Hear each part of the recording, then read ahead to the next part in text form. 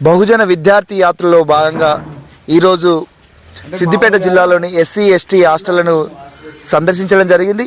అయితే విద్యార్థులకు ఎలాంటి బెడ్లు లేకుండా గత 2-3 సంవత్సరాల నుంచి అట్లే ఉన్నది.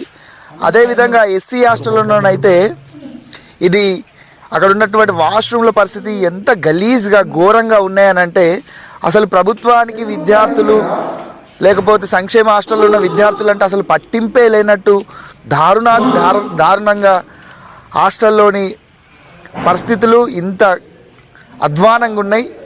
అట్లనే బువ్వ కూడా దొడ్డు బువ్వనే పెడుతున్నారు. కూర ఒక నీళ్ళ సాంబార్ ఉన్నది. పొరపాటున కూడా అసలు కొత్త మెను ఏదైతే మొన్న Revanth Reddy and government announce చేశారో డైట్ ఫాలో అవుతున్నారని అనిపిస్తలేదు. ఇవే ఇస్తురా సన్నబియ్యం లేవు.